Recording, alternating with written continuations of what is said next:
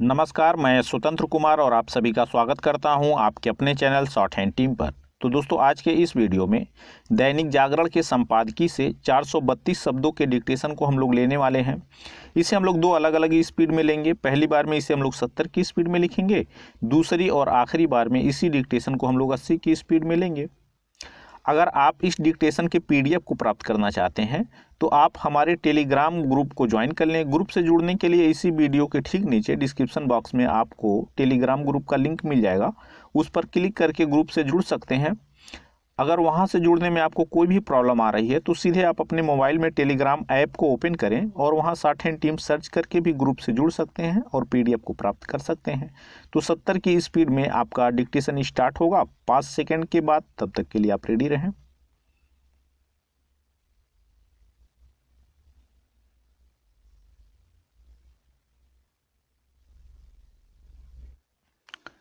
Start. किसान आंदोलन की आड़ में किस तरह छल कपट का सहारा लेकर अफवाहों को हवा दी जा रही है, इसका प्रमाण है रिलायंस इंडस्ट्रीज की ओर से जारी यह स्पष्टीकरण कि उसका अथवा उसकी किसी सहायक कंपनी का न तो अनुबंध खेती से कोई लेना देना है और न ही अनाज की सीधी खरीद से। यह स्पष्टीकरण इसलिए जारी किया गया क्योंकि एक अरसे से विभिन्न किसान संगठनों की ओर से यह शरारत भरा दुष्प्रचार किया जा रहा है कि नए कृषि कानूनों का सबसे अधिक लाभ अंबानी और अदानी को मिलने वाला है। इस दुष्प्रचार से यह स्वतः साबित हो जाता है कि अपनी मांगों को लेकर अड़ियल रवैया अपनाए किसान संगठन किसानों को बरगलाने के लिए झूठ का सहारा लेने में भी संकोच नहीं कर रहे हैं। इससे भी शर्मनाक यह है कि इस दुष्प्रचार में विपक्षी दल और खासकर कांग्रेस भी बढ़ चढ़कर भाग ले रही है।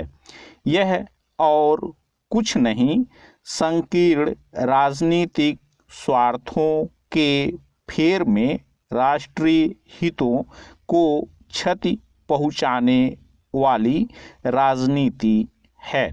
यह किसी से छिपा नहीं कि राहुल गांधी किस तरह कभी अंबानी अदानी के खिलाफ सस्ती जुमलेबाजी करते हैं और अभी इस झूठ को दोहराते हैं कि मोदी सरकार केवल अपने 3-4 उद्योगपति मित्रों के लिए काम कर रही है। वह एक झूठ को 100 बार बोलकर उसे सच साबित करने के फार्मूले पर चलते दिख रहे हैं। यह उद्यमशीलता पर खतरनाक प्रहार ही नहीं बल्कि उद्यमियों को खलनायक के तौर पर पेश करने की गंदी राजनीति भी है।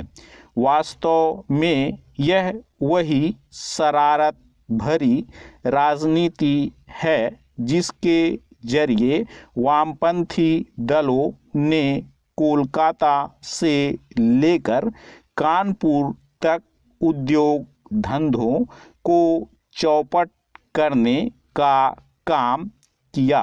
यह एक विडंबना ही है कि जहां रिलायंस इंडस्ट्रीज को अपने खिलाफ जारी झूठे अभियान पर स्पष्टीकरण जारी करने को विवश होना पड़ा, वहीं उसकी सहायक कंपनी जियो इन्फोकॉम को इसके लिए पंजाब एवं हरियाणा हाई कोर्ट की शरण लेनी पड़ी कि उसके मोबाइल टावरों को तोड़फोड़ से बचाया जाए।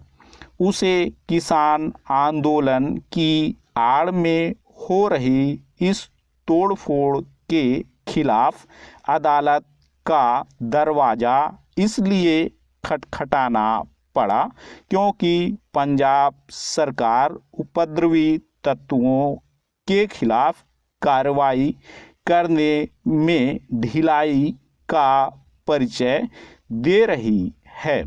ध्यान रहे कि कृषि कानूनों के खिलाफ सबसे पहले किसानों को सड़क पर उतारने का काम पंजाब में हुआ और उसमें राज्य सरकार की भी भूमिका रही।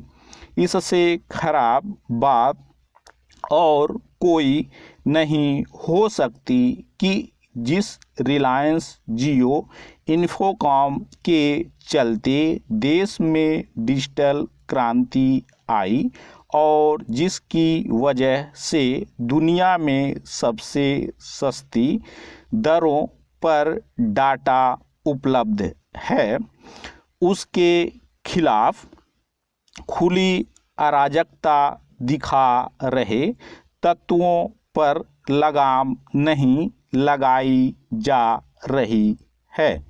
स्टॉप। दोस्तों, इसी डिक्टेशन को दूसरी बार में हम लोग 80 की स्पीड में लेंगे और आपका समय स्टार्ट होगा 5 सेकंड के बाद। तब तक के लिए आप रेडी रहें।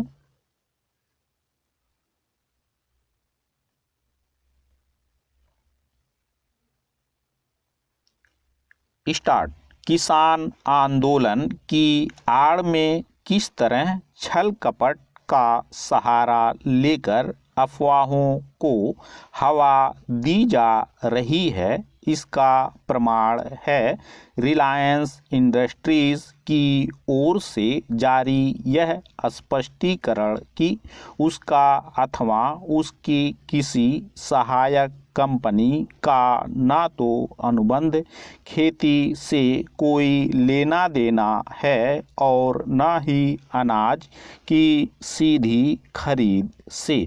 यह स्पष्टीकरण इसलिए जारी किया गया क्योंकि एक अरसे से विभिन्न किसान संगठनों की ओर से यह शरारत भरा दुष्प्रचार किया जा रहा है कि नए कृषि कानूनों का सबसे अधिक लाभ अंबानी और अदानी को मिलने वाला है।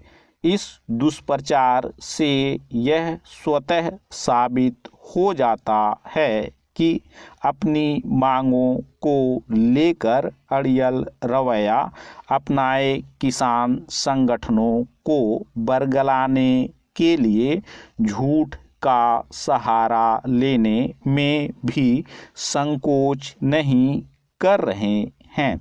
इससे भी शर्मनाक यह है कि इस दुष्प्रचार में विपक्षी दल और खासकर कांग्रेस भी बढ़ चढ़ कर भाग ले रही है।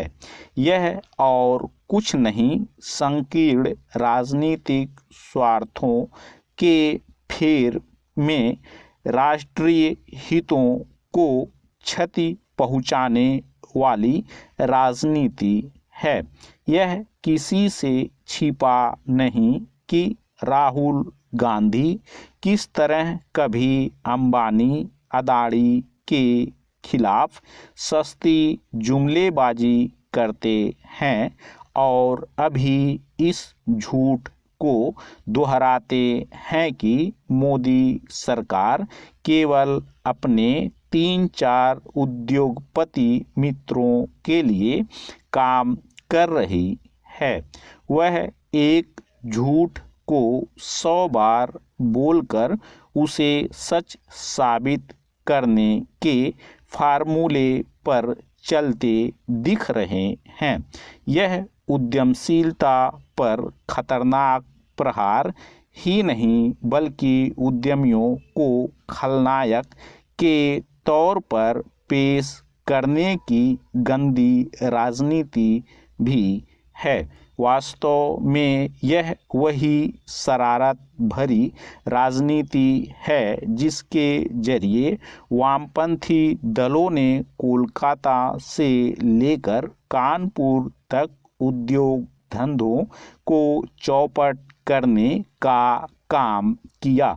यह एक विडंबना ही है कि जहां रिलायंस इंडस्ट्रीज को अपने खिलाफ जारी झूठे अभियान पर स्पष्टीकरण जारी करने को विवश होना पड़ा, वहीं उसकी सहायक कंपनी जियो इन्फोकॉम को इसके लिए पंजाब एवं हरियाणा हाई कोर्ट की शरण लेनी पड़ी कि उसके मोबाइल टावरों को तोड़फोड़ से बचाया जाए।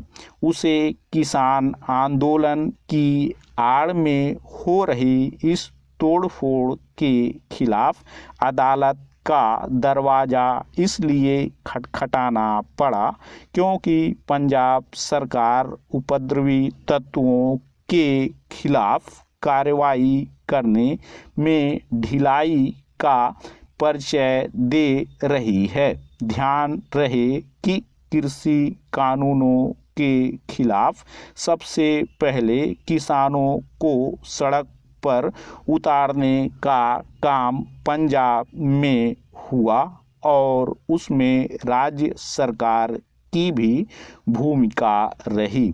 इससे खराब बात और कोई नहीं हो सकती कि जिस रिलायंस जियो इन्फोकॉम के चलते देश में डिजिटल क्रांति आई और जिसकी वजह से दुनिया में सबसे सस्ती दरों पर डाटा उपलब्ध है, उसके खिलाफ खुली अराजकता दिखा रहे तत्वों पर लगाम नहीं लगाई जा रही है।